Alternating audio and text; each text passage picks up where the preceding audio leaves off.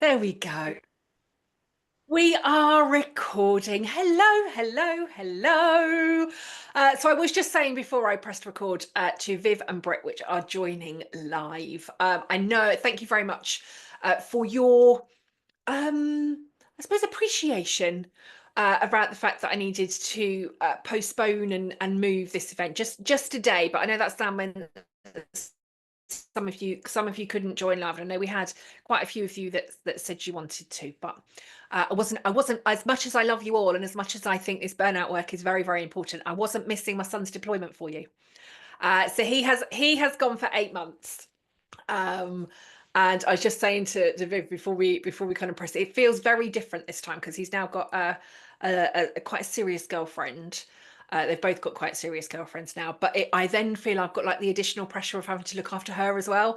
And she's messaged me this morning. It's just saying to Viv, she's messaged me this kind of countdown clock for how many days he's going to be away for, and I do not want him having sight of that. So we'll see how we go with all of that. So burnout, not necessarily burnout, but definitely stress may be very present over my life, and certainly in my text messages over the course of the next 8 months as I deal with my son, his serious girlfriend, his twin brother, who is always like a bear with a sore head when he's not gone, and then all the messages that I'm going to get from my mum and have you heard from him? Have you heard from him? Have you heard from him? Like 20 times a day now for the next 8 months. So that's my life.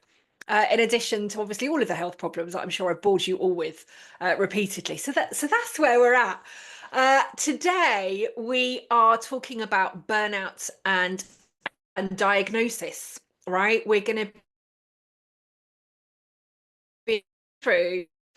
So I mentioned this in one of the last academies, really, and I have been really curious about this one for quite a while. We know now that some doctors are diagnosing people with burnout, but actually, how are we diagnosing if it's not a medical condition?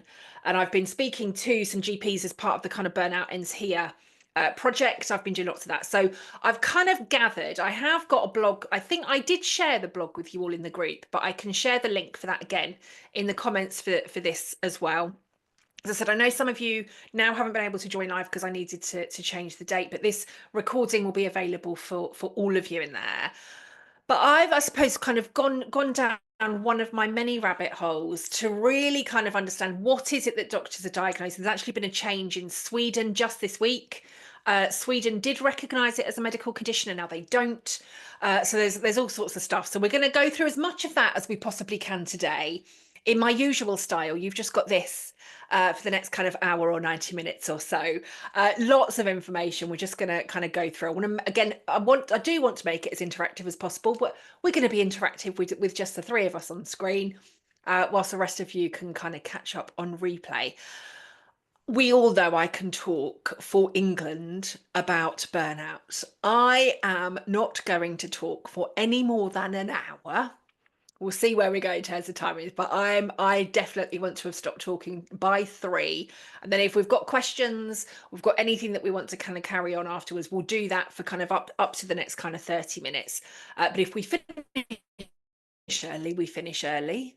But we're not going to run over. I'm going to do my very, very best to stick to what I've got. I've made quite a lot, very unusual for me, but I have made quite a lot of notes for today. So yeah, and Viv and Britt for joining. Like, if you've got questions as we go through, just chuck them out as we normally do, right? I don't want to kind of hold anything up. If I know it's coming, I might just say we'll kind of hold that thought until we've gone through some stuff. But let's just do this. So should we do like we did in the academy? Should we just stop and take a breath first? I know Britt's just got back from walking the dog. Viv's got gaming Wi-Fi that she's connected with. Britt's got dog walks and all sorts of stuff.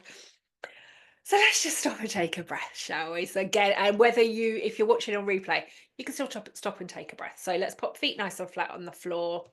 Let's have our back up nice and straight. Let's just take our 3 breaths. Let's just arrive. So again, if you've got pings or pongs or dings, or you've got stuff that's might start flashing up or distracting you, let's turn that off. Let's just minimize all of the distractions. Let's say we're going to be here for as long as we're here. And we'll take 3 breaths. Let's go in and out through the nose. Just right as straight as you can in the body, and just see if you can notice where the breath is coming from. See if you can bring it from as low down in the torso as possible. We're just going to breathe in and out through the nose.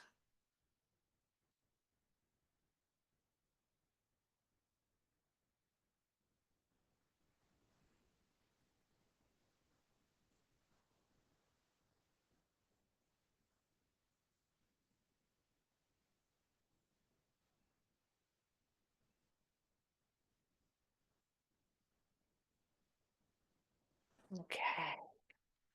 Lovely. Okay, then. So, as I said, today we are unpacking really how doctors anywhere in the world, how are they diagnosing burnout if the World Health Organization have not classified or diagnosed burnout as something that can be diagnosed. So we're going to be talking about that today. What's this kind of gap? What gaps have we got? And really kind of again why this matters for us as coaches. So you will know, right? You've done the academy with me. You will know our role as coaches is not to diagnose, right? We are not medical professionals, we are not counselors, we are not therapists, we are not able to diagnose. We've all, you've all kind of been with me about the kind of breadcrumbing, the fact that we're not like, oh, great, I think you could be displaying the signs of burnout, right? We don't do that with any of our clients. We don't do that with anybody that we work with. We don't do that at all. But again, we can start breadcrumbing. We might want to start, maybe talking about some of the signs, some of the symptoms, getting our clients to really kind of work through that. But if somebody has been diagnosed, or again, if we felt like we needed to signpost, right? We talk a lot in the 2 days, don't we, about this signposting and understanding, making sure that we know what our role as coaches is, how we maintain that, how we maintain our own professional boundaries. We don't cross any of those lines. So actually, even if we were to say to somebody, if I were coaching Viv and I'm like, oh, like there's part of me, it's just like, I think Viv is close. And I think I mentioned, I don't know if I've mentioned it in all of the academies, but I've had like 2 clients in the over 10 years that I've been doing this. There have been 2 clients where I have said to them, like, I cannot coach you anymore unless you go and speak to a GP, right? You have to go and speak to a GP. But even in that perspective, again, if we how are doctors diagnosing? Again, if it's not a medical condition, so if we are signposting, how can we even really be sure that our clients are getting the right support that they need, that our people are getting the right support that they need, that we're pointing them in the right direction? So I want to kind of unpack some of that. What is that doctors are using to provide some of these diagnoses if the World Health Organization is saying it's not a diagnosis? So we're going to kind of unpick some of that. But I thought maybe kind of 3 questions, and we can maybe have an open discussion, the 3 of us around this. But the first one that I want to ask you, maybe kind of scribble stuff down, or if you just want to keep stuff to yourself, I'll just answer the questions and I will kind of keep going.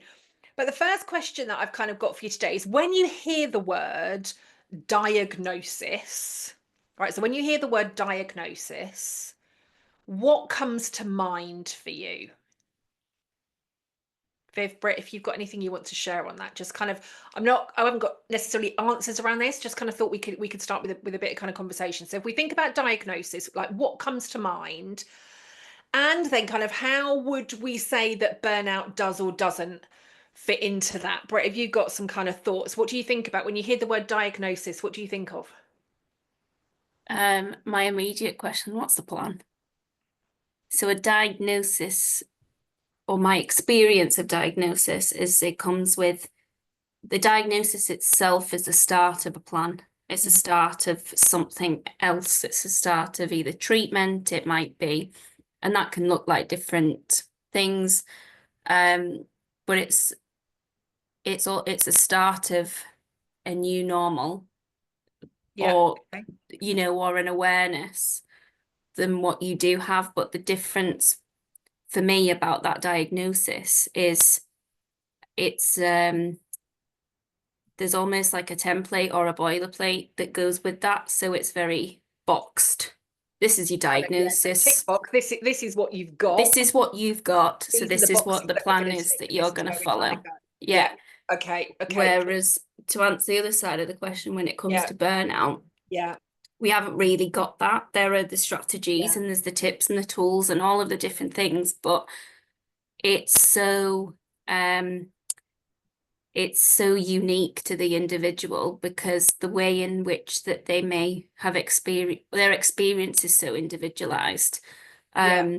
that it's much more about that toolkit and working out what works for them as an individual, which is much more about that self-awareness and that ability to sort of take control of yourself. Whereas a diagnosis, someone else, I guess the other thing to that is normally someone else is in control of the diagnosis.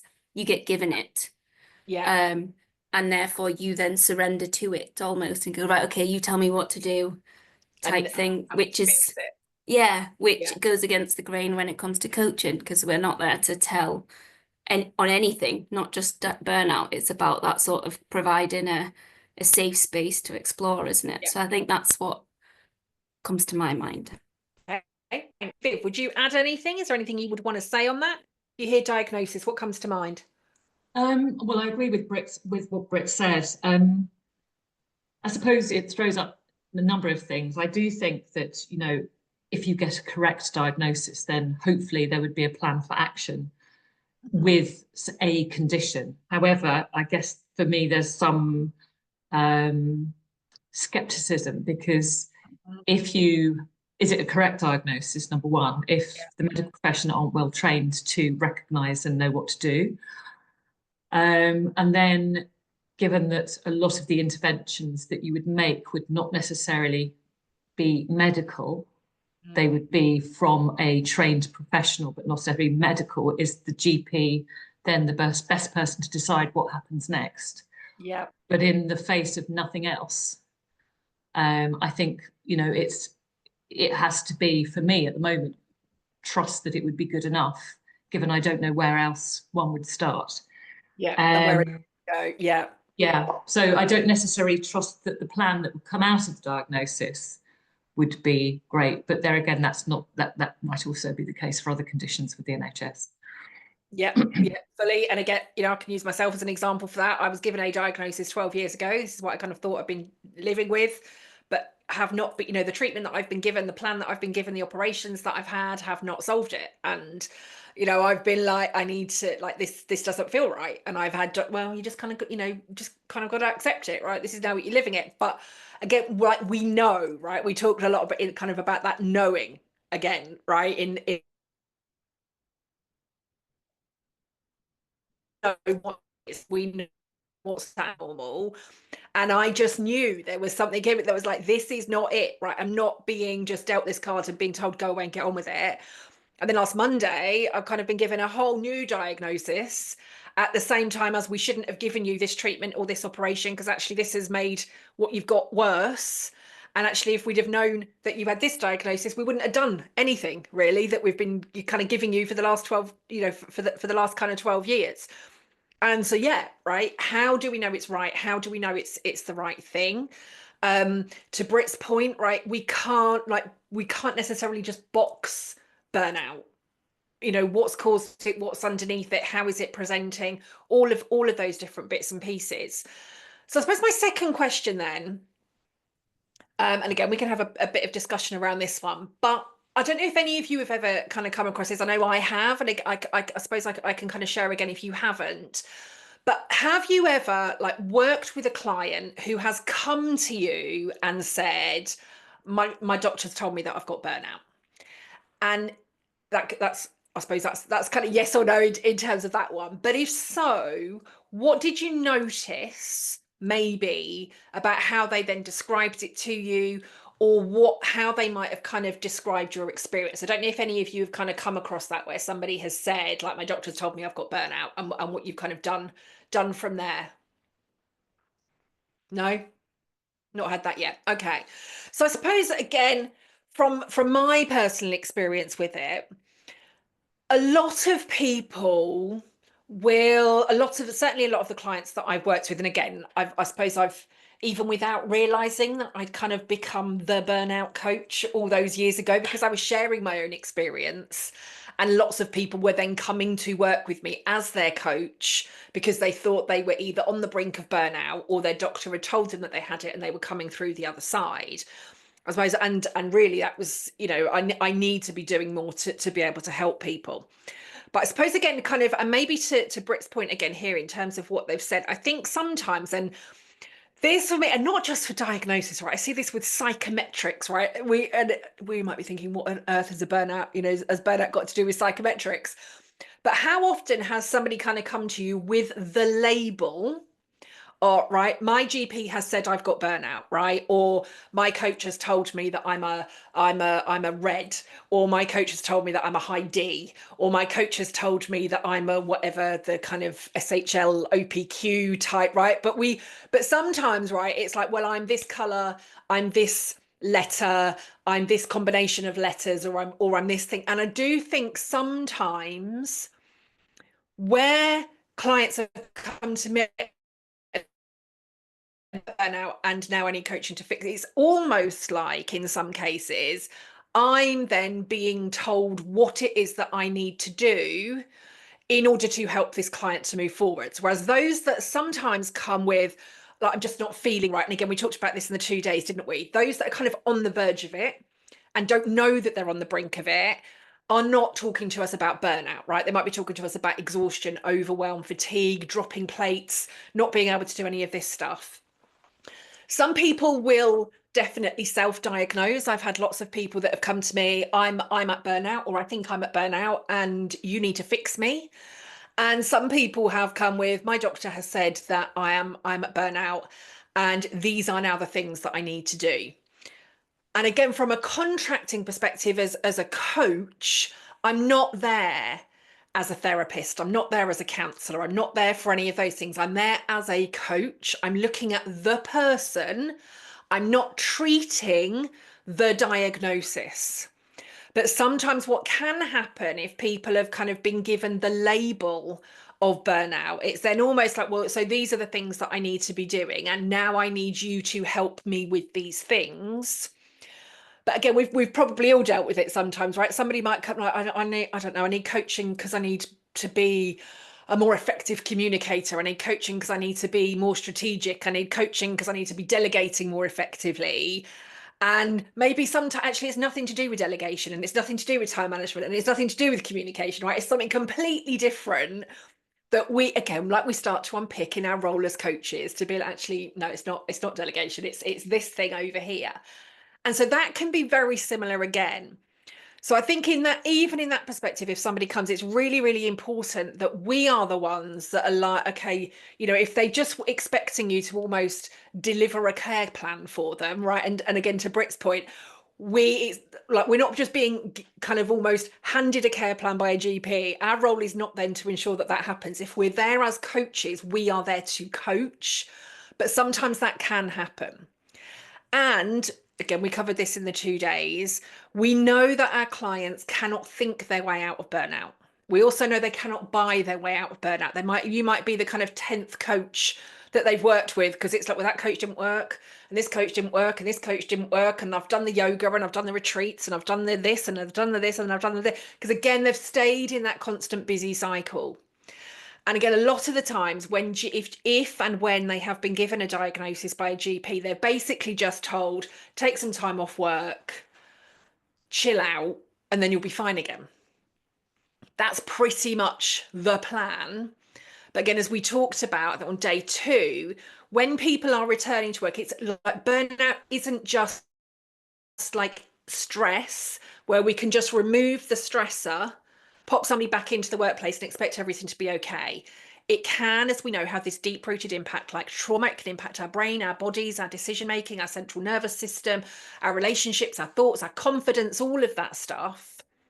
So even sometimes when doctors are saying, yes, you've got burnout, it ticks a box, but a lot of the time they are then just saying, take some time off and then kind of, you know, go back to work when you're ready, because the assumption is still that it's just stress and that just time off is going to be enough to fix it. So again, our role as coaches is again, just having that awareness again, right? We don't necessarily need to fix it, but I would just be really mindful if a client comes with, I've been diagnosed with burnout, here is my care plan, this is what you need to do for me. Is it coaching that they need? Is it therapy they need? Is it counselling? Do they need some different sort of medical intervention? Do they need a specialist trauma coach, counsellor? Like, what does all of that look like? And of course, as coaches, like, we want our clients, you know, to be taking some accountability and responsibility for their coaching experience, right? And to move them forwards. But if they're kind of dead set on, I've been diagnosed with burnout, here is my plan, and you are now going to deliver it for me. Like, no, that could be a red flag in itself. And again, like, what has the doctor said to them? So that could be part of that kind of contracting, that very kind of first conversation. Because if that is the case, that's where we'll go. So my third question then for you both, based on, I suppose, what we've already kind of thought about and talked about already, what do you think is missing? And again, I don't necessarily have, I've got lots of opinions on this one, but I don't necessarily have the answer. But what do you think is missing from the mainstream medical conversation about burnout? From what we've kind of seen, what you already know, what we covered in the 2 days, what we've already talked about today, what might be missing from the kind of mainstream medical conversation around burnout? It's neuroscience for me. The neuroscience. It's the very practical explanation for what is going on in the human biology, Yeah. which displays in different ways for everybody. Mm-hmm. But it is what is going on and why it happens, and breaking it down to that level. I was going to say a simple level. It's not simple at all. It's a very complex.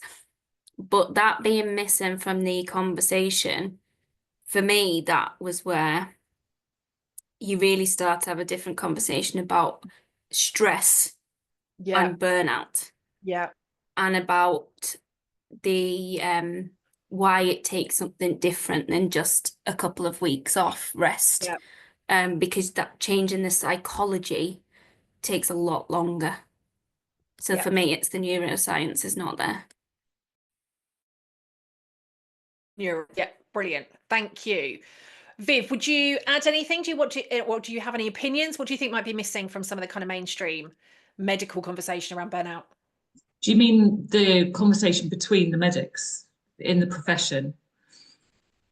Yeah, I suppose. Yeah, and I suppose even coming from maybe the even possibly from the World Health Organization definition, right? Because ultimately that's what kind of a lot of GPs are using, and it might be that you don't necessarily think anything is missing at this point. We don't know enough about it or any of that sort of stuff. Well, certainly the neuroscience.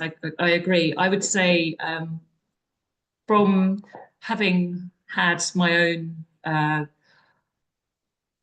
campaign to influence the medical world over the last 15 years about something completely different and getting nowhere, and there's dents in many walls where I've banged my head, I would say that it's just really important that it's evidence-based. Yeah. And the more that we can get medics on side who are then going to be talking to their colleagues, then from an evidence-based perspective, you know, including the neuroscience, then it's going to go further. So I think that's really missing. Yeah. I would also say, and this I could be, I don't know whether this is going to be posted, but there's any medics watching, I do apologise if you're offended by what I'm going to say. I would say empathy as well, because I think what I'm picking up from people who I know who are GPs, they are talking from the perspective of themselves being burnt out. And therefore, I don't think that there is that empathy for others left in them. I think it's, you know, my somebody I know who's very dear to me was an A&E nurse who's just given up after 30 years of A&E in Brighton. Yeah. And she hasn't got a degree of empathy left in her. She had to leave. It's just, she was done. So I think there's quite a lot of people in the medical world who are feeling like that. And I think that's a challenge for this. You know, you're burnt out. You think you're burnt out. That sort of, because they are so much in that point of, let's not label them, but of exhaustion and fatigue with their profession.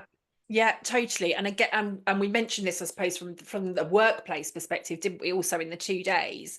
a lot of people, if they are speaking to managers about it, it's, well, we're all kind of feeling it, like, we're expecting some special treatment.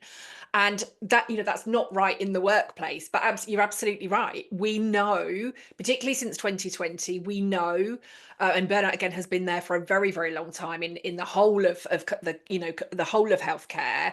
But we know since 2020 it has been rising dramatically. And yes, I think there is some of that. Now, again, different psychologists will kind of talk about it different ways and say, compassion, empathy, fatigue are not a thing. Some people will evidence it and say, yes, it is. And, we don't even necessarily kind of have an agreement on whether, compassion and empathy can fatigue or not. Depends on, kind of which side of the fence that you fit on. But I do think there is an element of that. And again, we know, because of what burnout can do, because of how it can impact us, actually, not just our decision making, but we did talk, didn't we, about it can make us feel that just numb, right? It can get us to that point where we're just numb.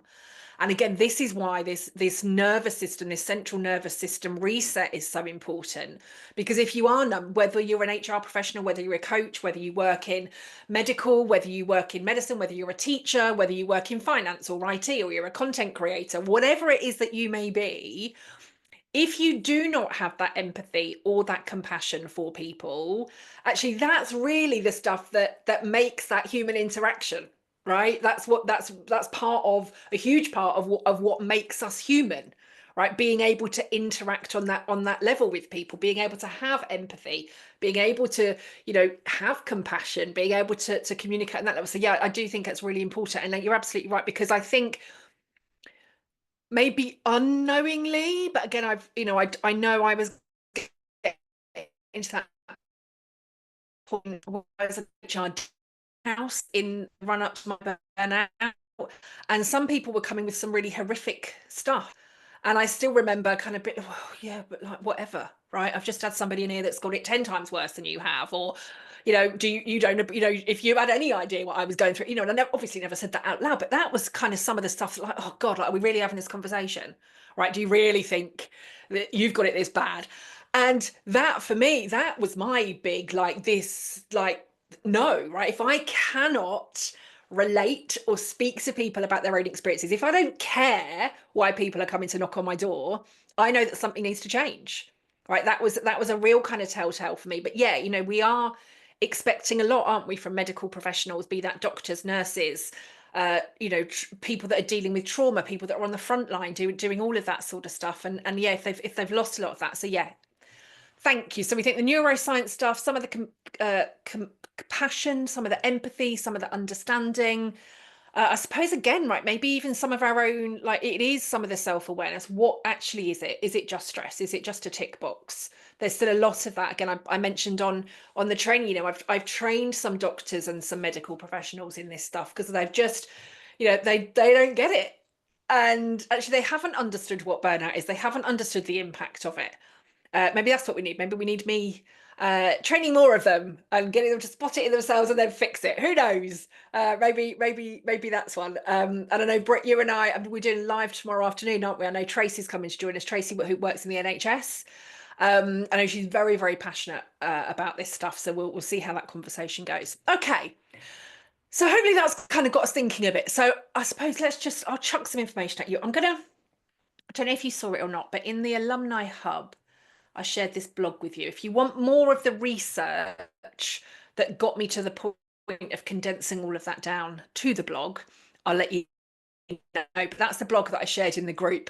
Pretty much, I suppose, a summary, if you like, of what we're going to talk about today.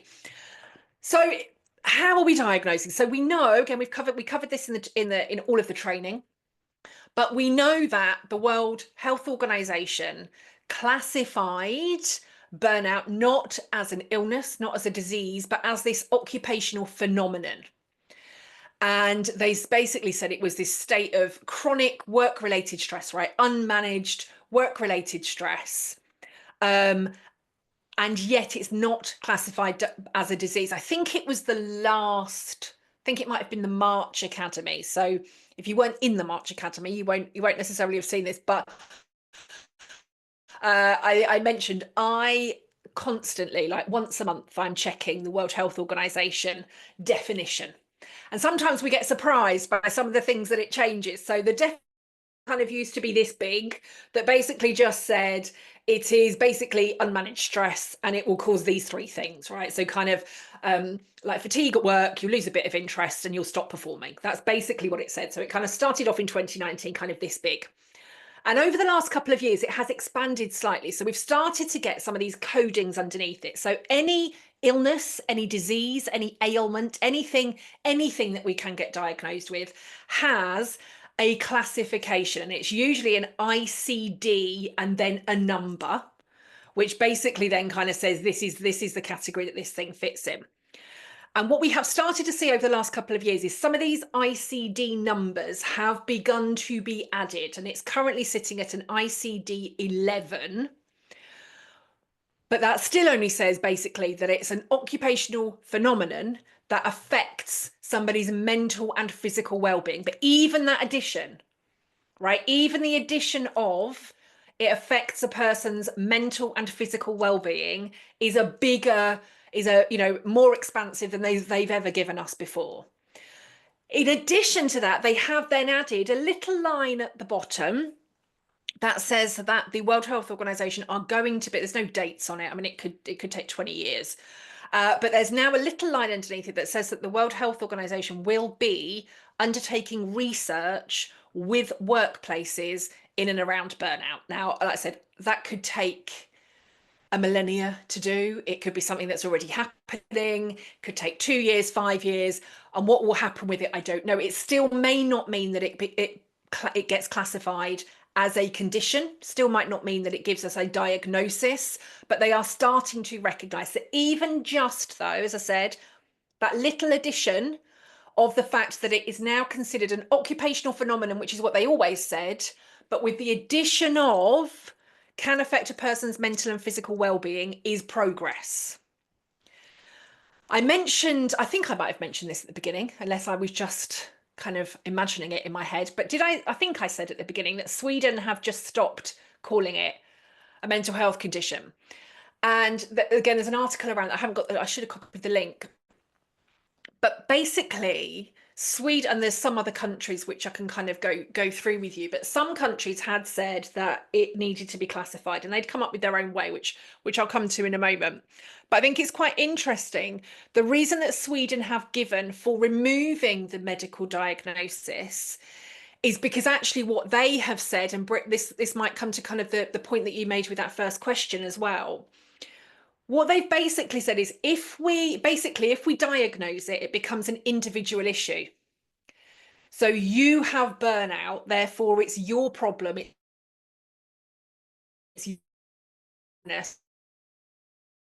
doing with. Removed the medical diagnosis because they do not want it to be seen as an individual issue. They want it to be recognized as a systemic issue. And all of the work then that they have been doing really to give it a definition in the first place, they've said no, because if we do that, it's placing the ownership on the individual and it's taking it away from what we need to do to be fixing it, which in some ways then kind of takes us back to the World Health Organization definition anyway, right? It's a systemic issue. It's contributed by workplace stress, chronic unmanaged workplace stress. And yet, how do we then fix that? Because we don't get organizations that are at burnout. We can get teams that experience burnout. And of course, we can have individuals within organizations that reach burnout. But fundamentally, it's the individuals that experience the outcome and all of the symptoms that go along with that. So again, I want to understand, and again, this may take us years, but I suppose that for me is the gap that I think we still have. Because if some organizations if some countries rather that have been so ahead of the game with this are now taking a step back to say no, because if we give a diagnosis, it becomes the individual's issue and we need to be fixing it systemically. How do we then ensure that people get the right support? How do we ensure that people get how do we ensure that they're heard? How do we understand if it's going to have, again, like it's kind of caused for me, long-term chronic health conditions? How can we distinguish between some of that? So I think we've got some of these gaps. There's still tons and tons of unanswered questions.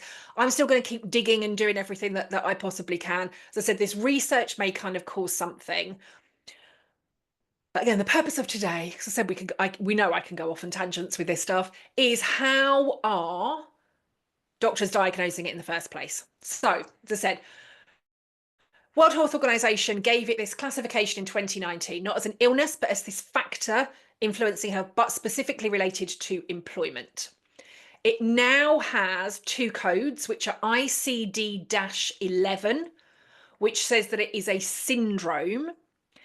And it also has one which is an ICD-10, which says that it's, and that the ICD-10 is actually a but that basically says ICD-10 tells us that it is a problem related to life management difficulty. So ICD-11 describes it as a syndrome, and I-10 tells, which is a non-medical code, but it basically says that it's a problem relating to life management difficulty. Okay. But there are tools that are being used. This is kind of, I suppose, what I really kind of want you to understand then for however much longer we've got left of today. So there are different tools that are being used to diagnose. Again, I've covered this in the blog, because actually some of the tools, if they don't effectively distinguish what burnout is in the first place, and yet we're using those tools to then diagnose burnout, what impact does that have on everybody? Right? So again, we have the World Health Organization definition.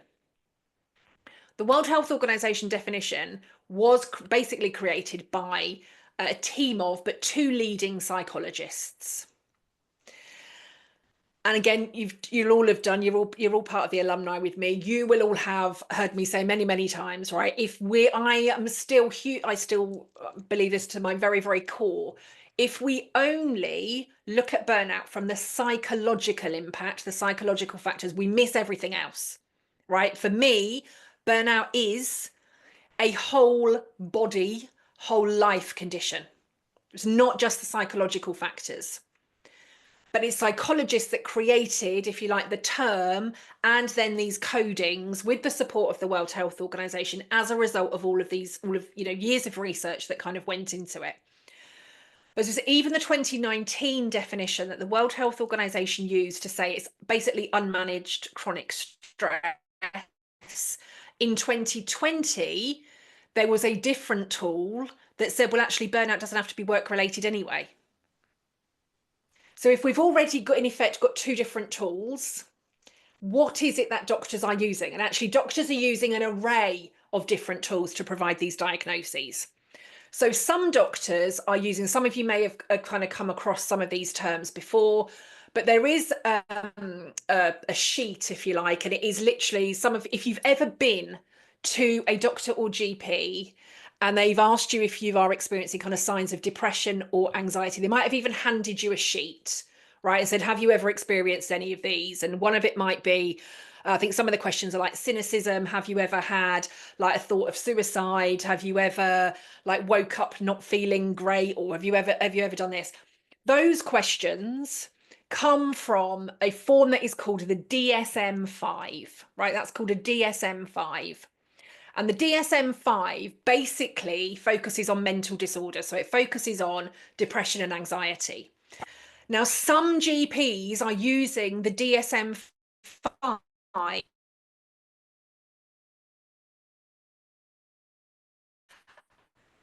saying that burnout is chronic workplace depression, not that it's a syndrome, but if they're using the DSM-5, they're diagnosing burnout as chronic workplace depression. Largely, the DSM-5 is still used across the US, but I know, even postnatal depression for me, my doctor basically handed me this form and said, can you tick these boxes for me? Lots and lots of GPs locally are using it. Again, I know when I did my psychotherapy and my hypnotherapy training, we were shown, I suppose if you like, the short version and the longer version of that to basically say this is how most doctors are still diagnosing. So basically anything mentally related, that's what we're saying. So some doctors, some people that may come to you, maybe if they've been diagnosed by their GP, will have been diagnosed with burnout, but the GP will have used the word burnout to describe chronic workplace depression, not necessarily stress, not necessarily anxiety, but sometimes from the form of depression. So again, if we think about that numbness, if we think about the withdrawal from life, if we think about some of the overworking that we do, if we think about some of that addiction to work, if we think about the impact that we have on the body, if any of you have ever experienced depression, actually, yes, we might be able to say there is some crossover with it. But again, that takes us away even further from what we've said with the World Health Organization definition. It gives it a different classification completely, which really nobody else has ever kind of used. So if some GPs are using DSM-5, they're basically doing it as workplace depression. But we then have some more kind of standardized questionnaires that other GPs are using. So one of these is what's called the MBI. Again, I think I might have linked this for you in the alumni already if I haven't done with the with the training. But the MBI is basically the Maslach Burnout Inventory. Now, Christina Maslach is still seen as kind of one of the world leading psychologists when it comes to burnout. She was part of the definition for 2019, and this Maslach Burnout Inventory is basically it's a self-report survey. Anybody could go online to do it. It is still seen, even now with all of the changes and all of the different information, it's still seen as like the gold standard for measuring burnout. And this looks at, it takes about 15 minutes to complete. I think there's about 22 questions.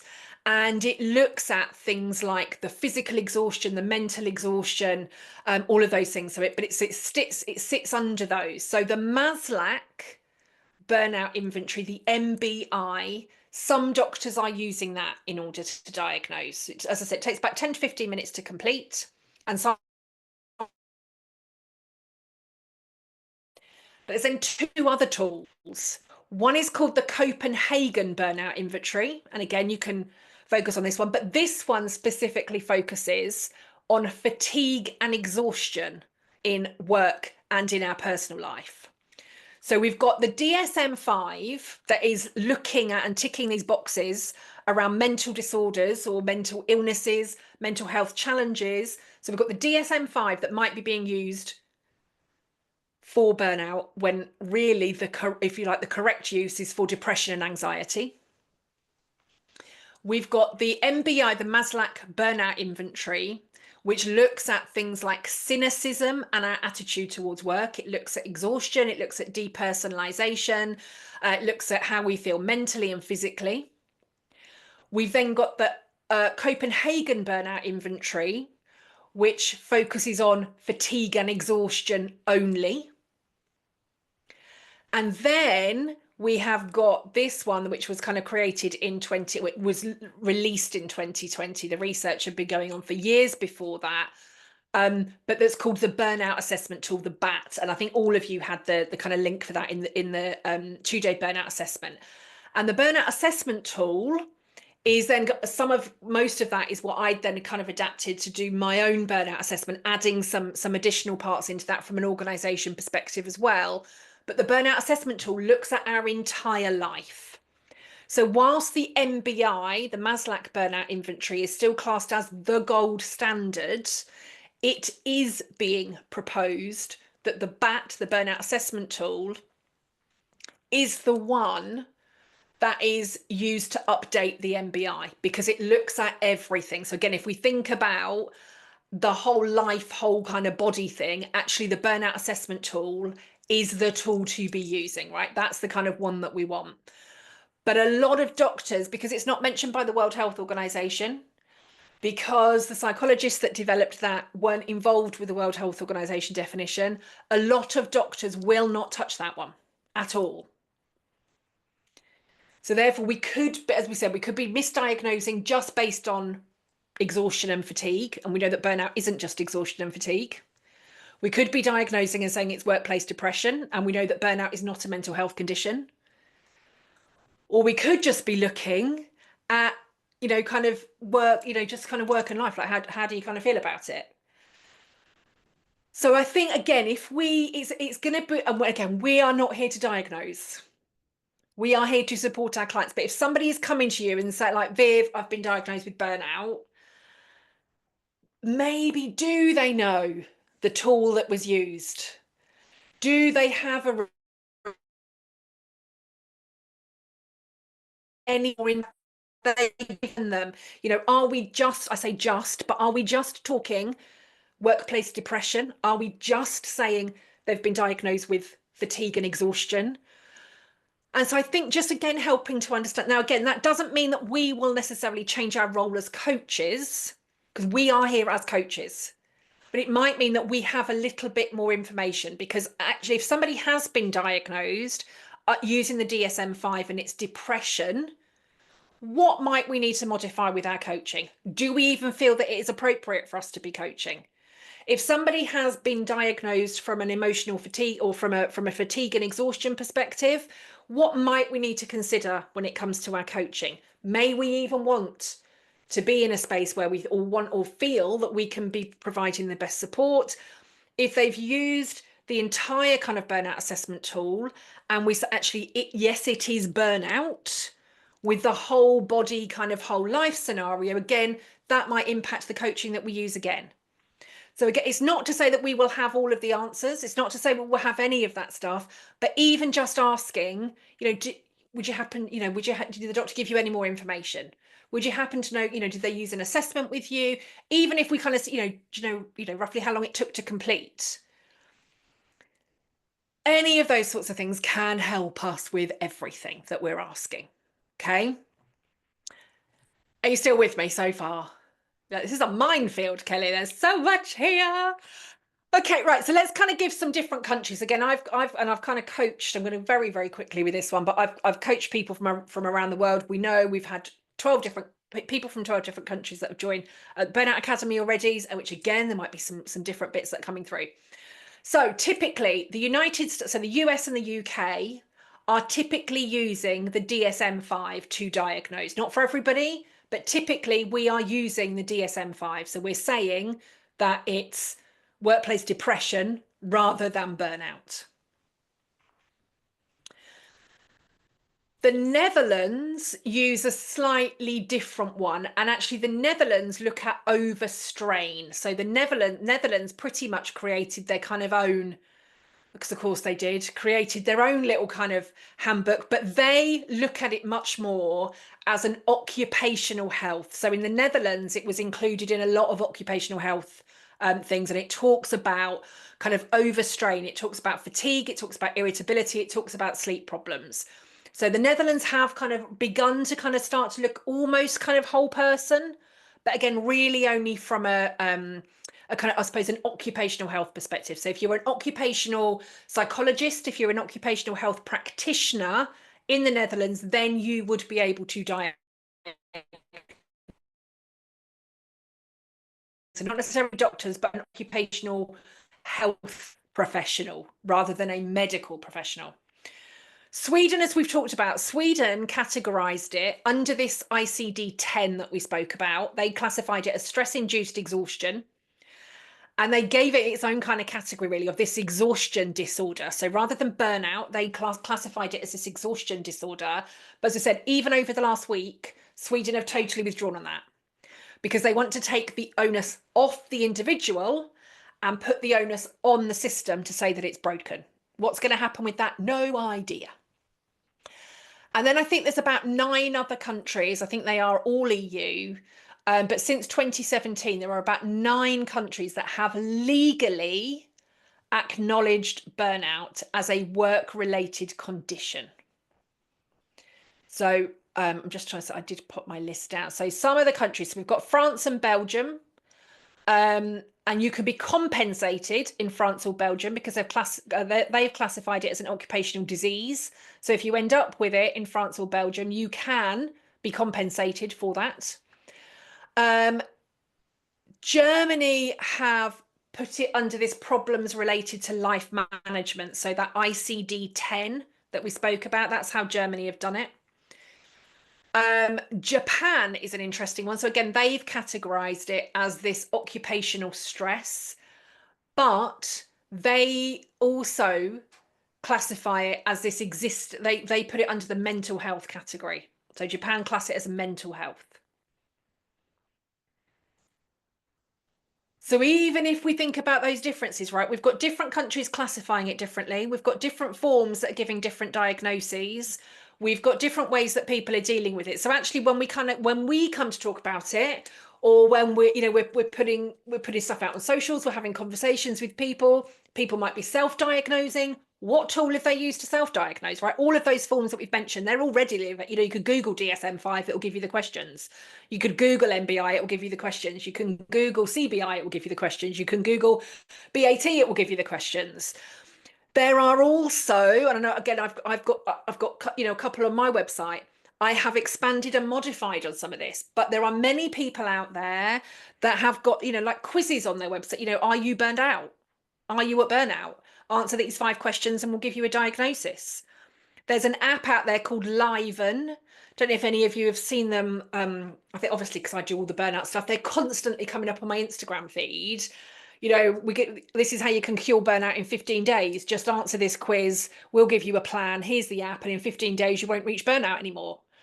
And I've done the quiz. It's really, really dangerous quiz. Out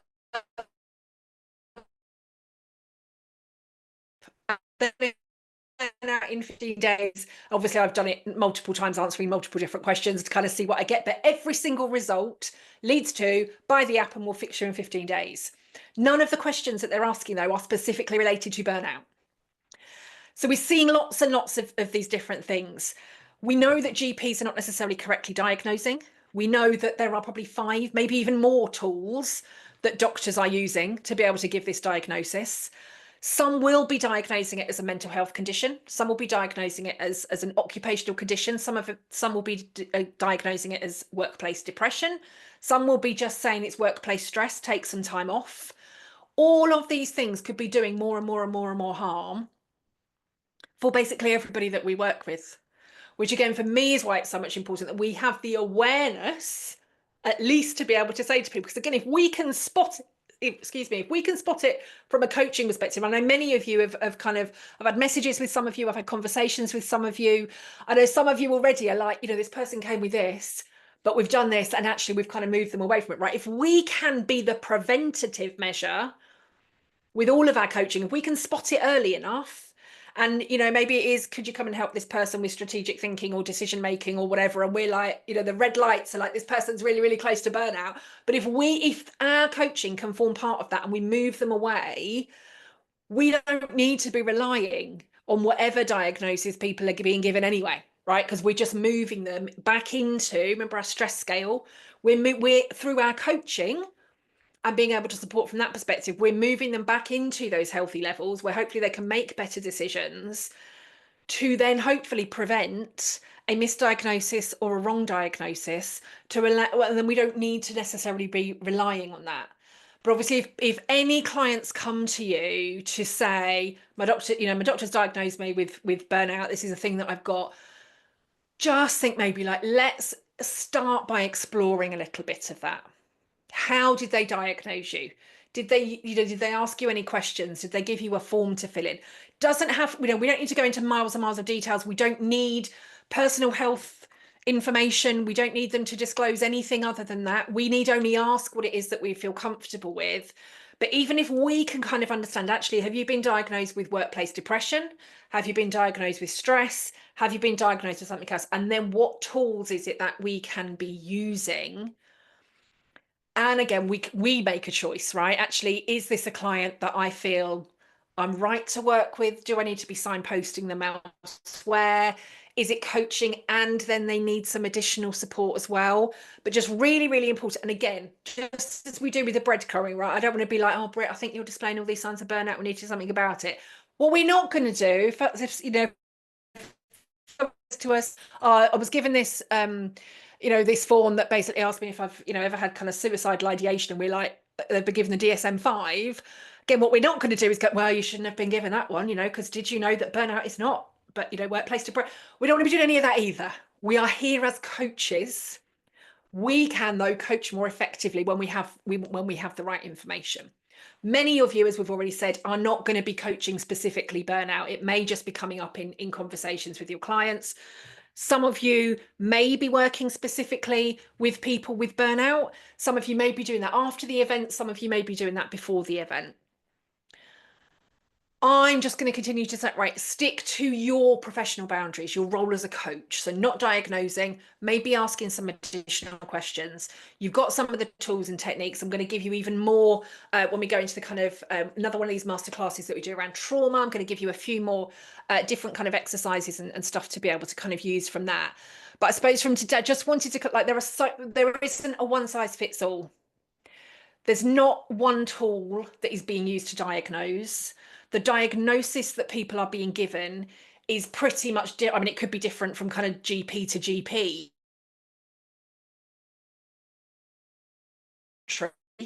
Some people might be self-diagnosing, some people might have done a online because the Liven app wants to sell them a burnout cure in 15 days. Some of them might have answered 3 questions on a different quiz and it's gone, yes, you've got burnout. Some people might have used, you know, there's so many different tools now out there. Some people may just be self-diagnosing. And again, we know, we've spoken a bit, haven't we, about the pressures on some of the healthcare anyway. I am sure if I completed any of those kind of forms and questionnaires that we've just mentioned, I'm sure if I could complete all of them and take them to my GP and say, I think I've got burnout, the GP might just say, yeah, it looks like it, without having any knowledge of any of that stuff anyway. And again, that might be and it might be because actually they've never done the research, they've never looked into it, they wouldn't even know where to diagnose it, how to start diagnosing it. It might be that they think, you know, Dr. Google has done the job, you've got all the information there, they're just going to say yes and maybe ask you some kind of supplementary questions. So it could be for any reason. But hopefully that's kind of given you some stuff for today, just to kind of, like, there is no one size fits all, that there's not a standardized approach. There's not standardized tools, there's not standardized questions. It is being diagnosed, but not in a consistent way, not in a standard way, not in a way that even we could kind of go, oh yeah, they've been, you know, somebody's got burnout, even with knowing what we know, right? We know it's not one size fits all. We know it can impact us all differently. We do know it can have the impact on, same impact on the brain as trauma. We know we need some of this nervous system reset, right? So just our breathing, our grounding, our calming, maybe some of the somatics, some of the movement, all of those kind of things. And even that could be a question, right? Did anybody mention, you know, kind of nervous system?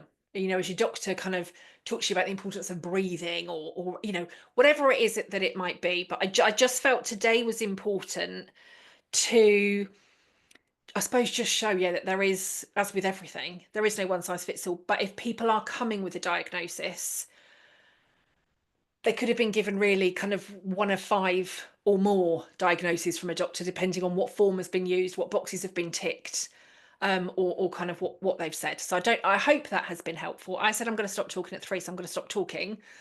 Any questions, anything that you two lovely ladies would like to explore? And again, for those of you watching a replay, if you like, that's a lot, Kelly, of course it's a lot, because this is just what I do. But again, if you've got questions about it, make a note of them and ask me in the next kind of Ask Kelly Anything session.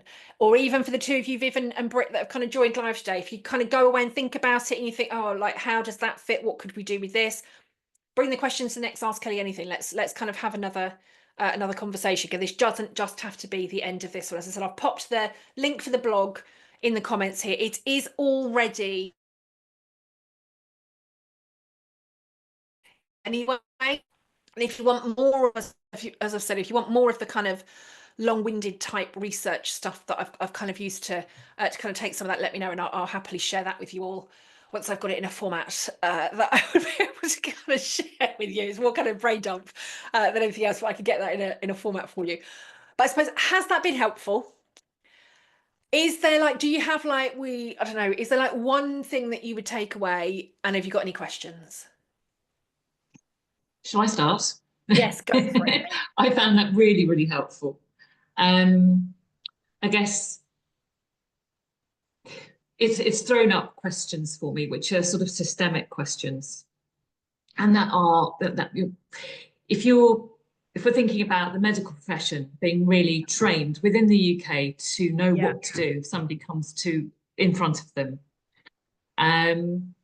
it in my experience, doctors want to hear from other doctors, and they want it to be evidence-based. Yes. And the work's been done. So that throws up the question for me, who is doing the work in the UK to get this evidence-based information to doctors? So that's one question. So my answer to that I can see, nobody that I have seen, and even the doctors that I have spoken to are basically waiting for somebody to give them the answer. Right, yeah. And they'll want the answer. I think there's some people out there who there are such good doctors who want to do the right things by their clients. I'm not totally jaded, don't get me wrong. Yeah. So that's they do want the information. I was also told, as I say, I've been campaigning for something for 15 years, trying to get the evidence-based. So it's just to look at the reaction of a type of drug on individuals so that GP pharmacists do follow up for cognitive decline. Yeah. Where they do that with lots of other drugs, it's just to do this with a particular drug because it's the drug that killed my mother. Right. So I have a real motivation to do. Yeah. 15 years in, I've got nowhere, even though I thought I had, which is very frustrating. But I was told by somebody at a very big NHS-related organisation, even if the research was done and proved that those questionnaires, they needed to be done by GP pharmacists, it would probably take 10 years from the research to it getting to practice, to the practitioners. And at that point, you just think, oh my goodness. Yeah. You know, things are so slow. So that's why I think the work that you do is just so important, because you're actually getting to GPs and showing that this needs to be addressed. Probably not as many. And again, I think, and for some of the ones that I was asked, because I was doing some work with some NH. This is how it kind of got into some particular hospitals in order to do this in the first place. And then I was kind of, you need to speak to kind of some of our local hubs. But it basically started because I was doing some burnout awareness stuff for HR teams within the NHS. They realised that they didn't know anything. Some of the HR team were then speaking to some of the clinicians. The clinicians were then saying, we don't know anything about this stuff. And there was one county, I think they had 15 hospitals, and I did sessions, not for many of them, because some of them are doctors, they're far too busy to be able to do it. But from these 15 hospitals in this particular region, some of them were then coming to these sessions, and we had some kind of full day sessions with them. But then as a result of that, some of them were like, well, actually, we need to be speaking to GPs. And it was through their, whatever it is that they call it, is it low patient groups or whatever, that then it kind of filtered out to go from that, but only because my in was the HR team within the NHS. There has not been another region, even though these GPs have said it, and for your exact point, I'm not medically qualified. And so in other regions, because I'm not a doctor, it might be useful, but actually, is that going to help us?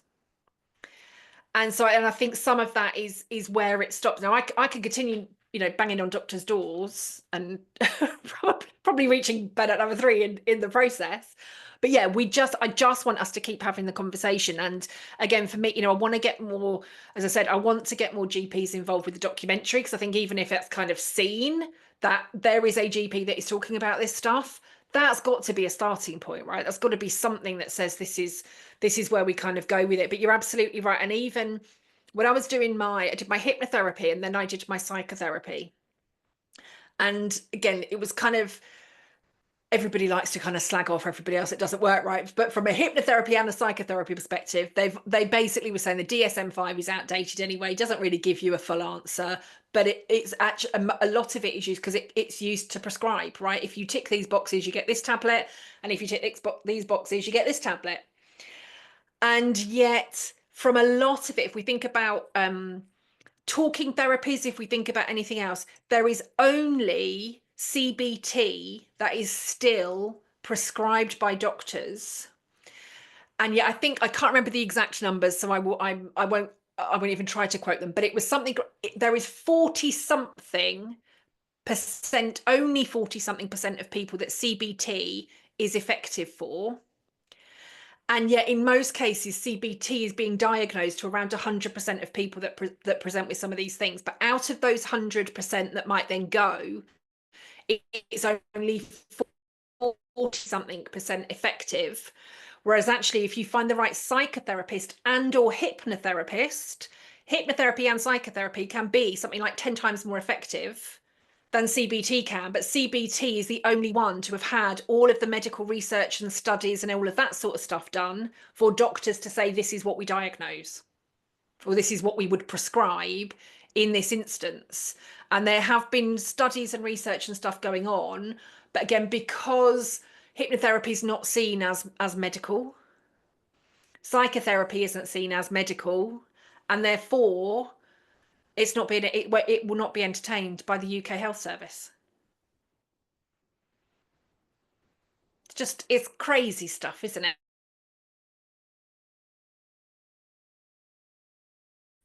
But yes, so, and it's the same with me. Every time I kind of look into this stuff more, I've got 10,000 more questions. Why aren't we answering this? And why aren't we answering this?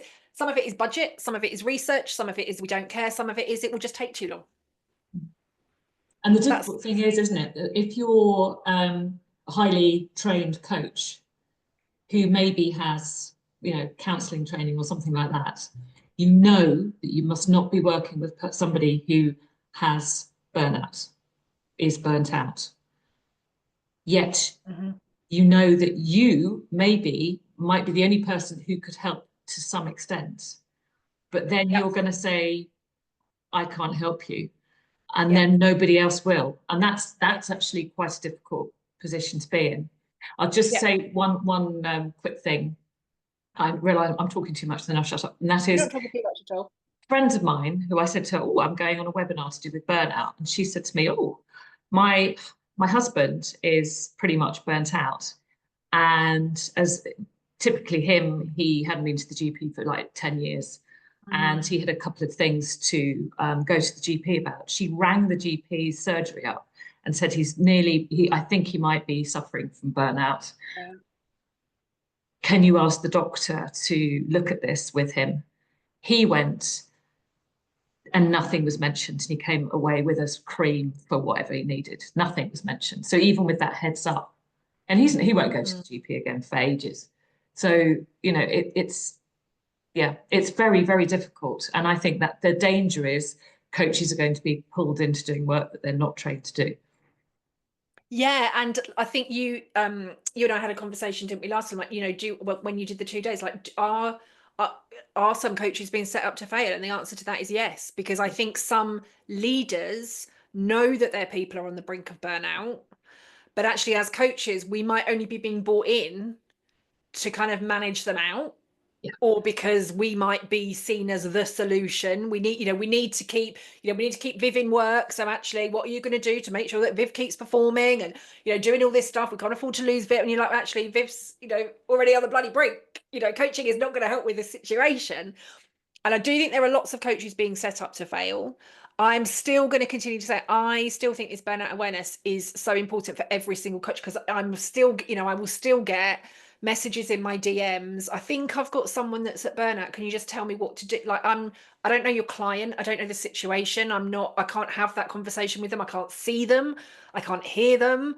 And even with all of my years of experience, I can't just do this thing and that'll fit. Like, because no, I've got professional standards. I've got my ethics. I think we need that level of awareness. And I that against of coaches out there, and I, hands up, I was one of these in the very early stages, that I, kind of just assumed that my lived experience was enough to kind of make me more relatable to people, and that my usual coaching tools would be enough to help people through it, right? Because I was a trained and qualified executive coach. I had I've got the letters, I've got the certificates, I've got all this stuff. I'm here as coaching, this must be enough. Inadvertently not realizing that, again, I was, solution focused exec coaching was kind of what I was qualified in. This is how we keep moving people forward. We set goals, we look at all of this stuff. And I would, this doesn't feel right. This doesn't look right. I can see, I could see this isn't what people need. And that's then where I kind of went to that point. But there are also a lot of people, and we know, coaching is unregulated. We know there are lots and lots of coaches out there with absolutely no qualifications, no real experience at all, no real understanding of actually what a coaching question looks or feels like versus therapy or counseling or mentoring or consulting or any of that sort of stuff. And there are lots of people out there who have lived experience of burnout, thought, I don't want anybody to be doing this. And actually they're out there as almost, kind of mini counselors that are trying to kind of counsel people through it with, this is what I did and you should be doing the same. That in itself is dangerous as well. Now, I'm not going to reach everybody. We're not going to reach everybody with it, but we just, I just want to keep raising this awareness. And yeah, to your point, if we know that people still might be receiving the wrong diagnosis, what do we, if actually I can't coach you, you need to go and speak to a GP. GP might not know anything, might be misdiagnosing completely. And then, as you said, what do we then do? And again, I think, for us, it's professional boundaries. And are there some people, and again, to your point, are there some people that I have coached when it actually maybe should have been time off, therapy, counseling? Absolutely, yes. And I also know that they wouldn't get it. But my role was coach.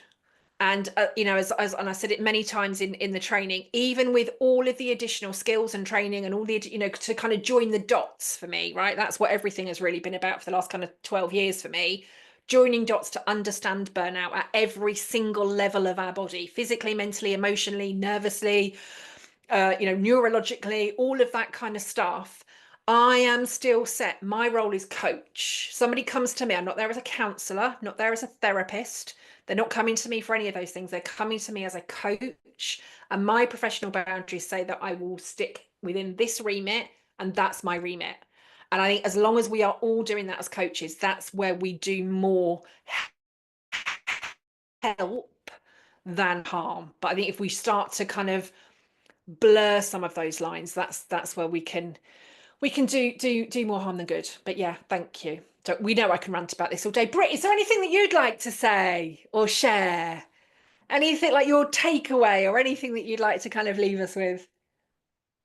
Oh, inside of me, the conflict, the tussle between whether having a diagnosis is a good thing or a bad thing, but then what Sweden have done about I don't know, like I can just feel inside me the the left and the right of my brain having an argument because absolutely, like I feel so strongly that leaders, how beneficial this would be to leaders in organizations to go through the training from a sort of responsible leadership perspective. Yeah. Again, with all the boundaries, not expecting them to counsel us, but to create ecosystems that are happy places to work, right? We need those ecosystems to work, and there's a lot that's quite toxic about that culture. If I think about the burnout equation, just as a very simple description of it. So I'm kind of like, oh, that's a good kind of challenge or task to set down by Sweden. But then the other part of me sort of, and I guess I mentioned at the beginning about diagnosis, about that sort of surrendering of your own accountability or responsibility when you have a diagnosis and how different people respond to a diagnosis. Yeah. because it's very much like, okay, I've got a diagnosis, fix me.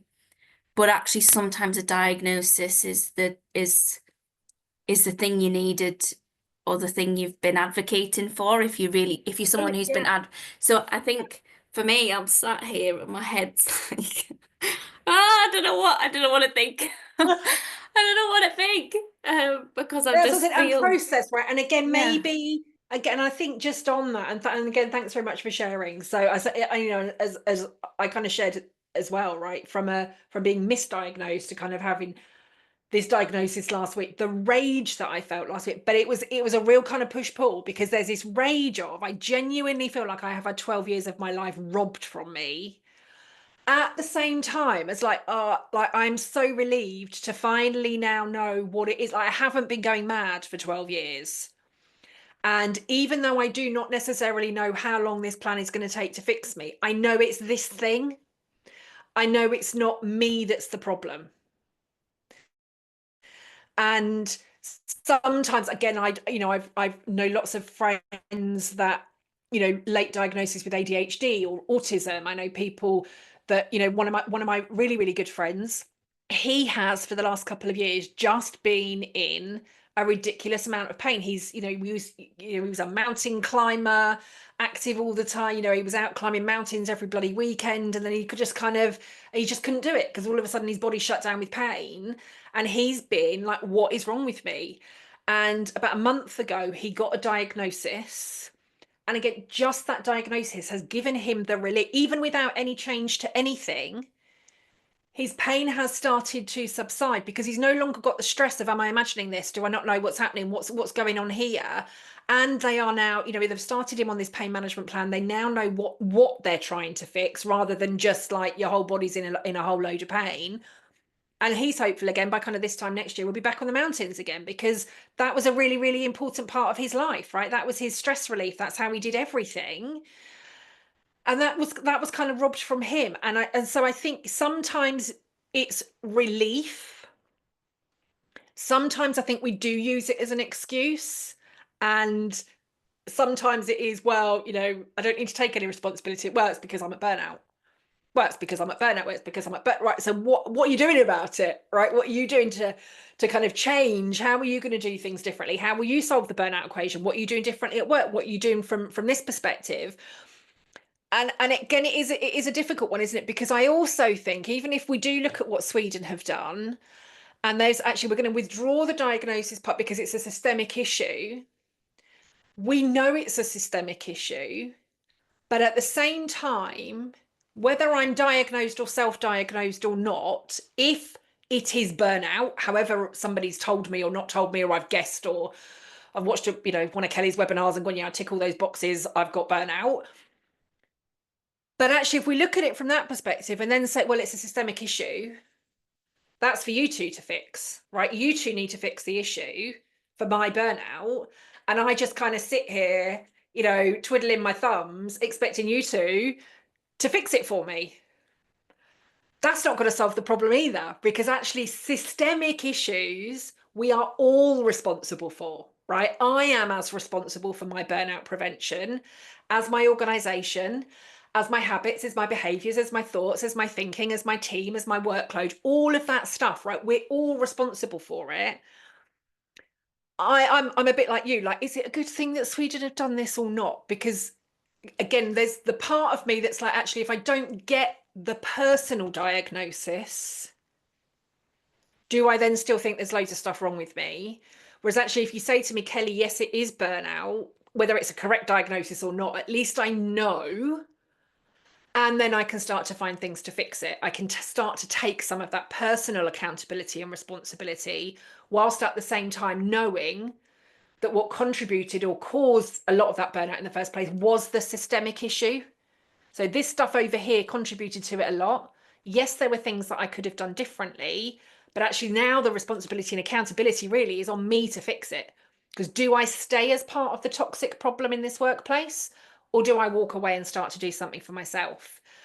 Can I be part of the problem to fix it for everybody else? And there are, it's, you know, it's a minefield. Every time like I said, I go down a rabbit hole, I've got 10 other questions, you know, even just doing the research for this and then saying that I wanted to kind of do this as a workshop, I've got like 5 different workshops that have been created, right? Because it's like, well, what do I do with that question? So then I've got that lot of research, and then that research has caused me that. So, you know, we could have 10,000 workshops for the time that I've kind of finished answering the questions, because it all keeps kind of leading.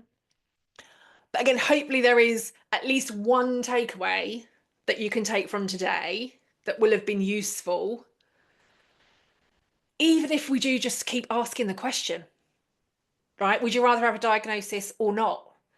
How have you been diagnosed? Is a diagnosis helpful? Is a diagnosis not helpful?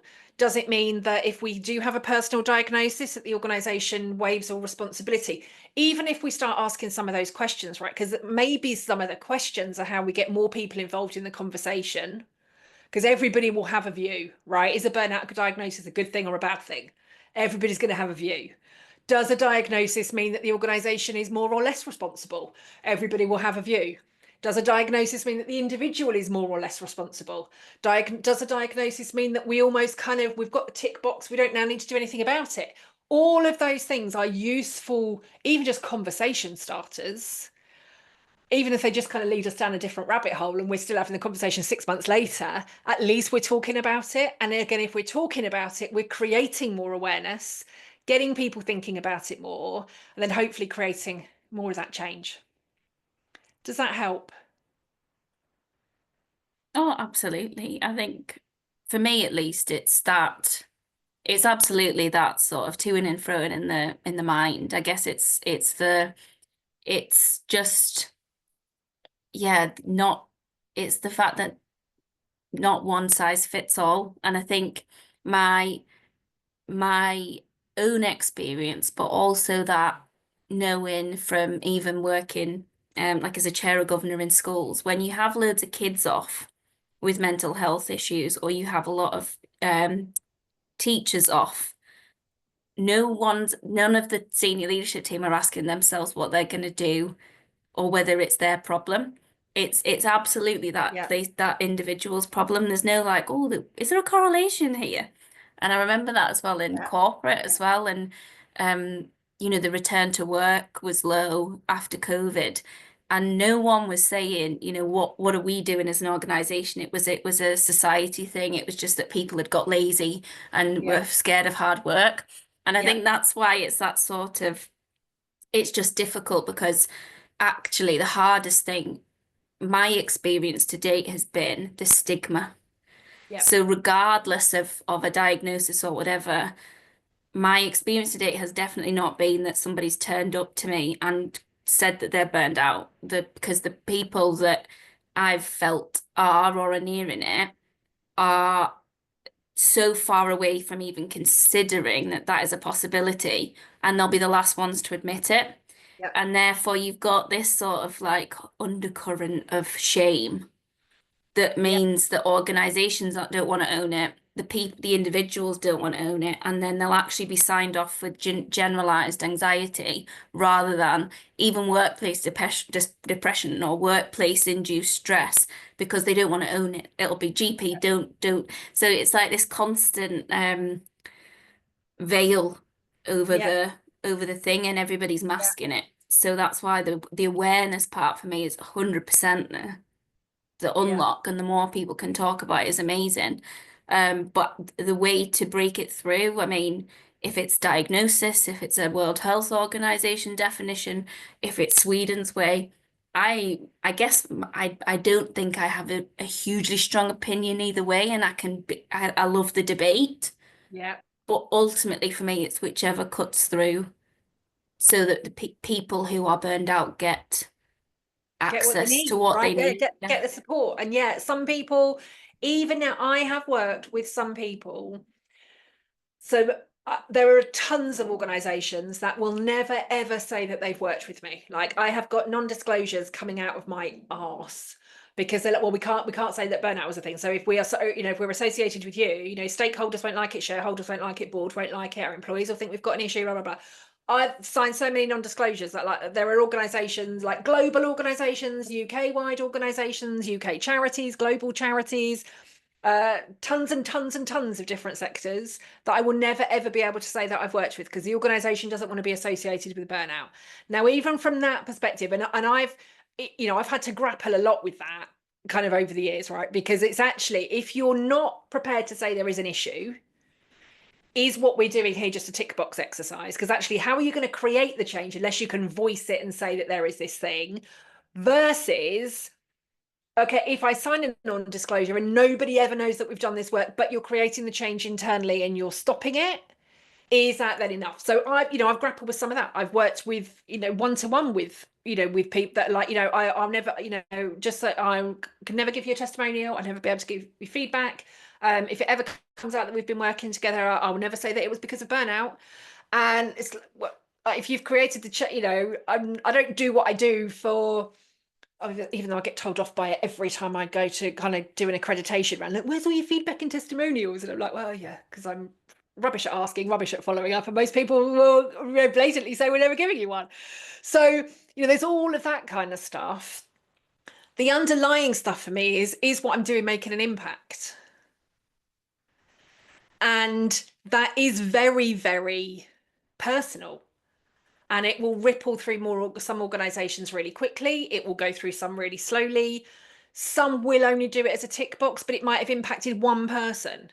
And if in that organization it's impacted one person or saved one person or got one person out of there and doing something better, again, that's kind of what, because I was, if you just want tick boxes, I'm not your person. But actually, the organization might be treating it as a tick box. But if I can get through to one person and help them or prevent them from doing it, that's why I do what I do. And so it's all of those sorts of things. But you're absolutely right. We just got to keep the conversations going. And some people are never going to admit it, ever. And some organizations will never acknowledge it. And actually still, I think the organizations that need the 2-day more than anybody else in the world will be the ones out there like, well, it's just one of those buzzwords, isn't it? Like, it's not really a thing. And I'm like, I just want to kill you, because yes, it is. And I can give you 10,000 people in your organization that are already on the bloody brink of it. And it's going to, like, if all these people crash, it's going to cost you a lot. And just like one conversation at a time. I think when I first started doing this, I was definitely on a mission. Like, I've got to save the world, right? I've got to make sure that nobody else ever reaches burnout again. And now I'm at the point, I just need to be part of the conversation. And if I'm part of the conversation, and if I can make an impact to just one person every single day, that is it. And whether that's through a social media post or a blog or a masterclass like this or something, I'm just, every single day, I'm just got to keep showing up, because I might get that one person that's going to be the one that will make the difference for. Does that help? Yes. Ladies, give me one takeaway, and then let's finish for today.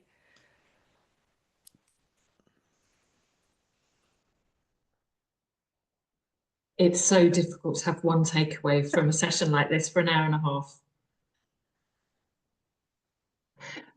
I'm going to go with two things. One is the need with the medical profession for somebody or somebody to take this on, so that there is an evidence-based doctor-to-doctor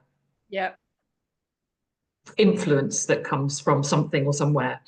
And the other thing is, I think I really like what you just said, is that I think we can get, as coaches, certainly those that are going into organisations and expect to make a difference, that if, like an overall difference, that if you're just helping just one person, and that could be helping them to exit a toxic environment, which I've done a few times, then you can't change the toxic environment if you've got people in the senior leadership team who are part of the toxicity. But if you can help that person, I'm thinking of one person who went to a brilliant job.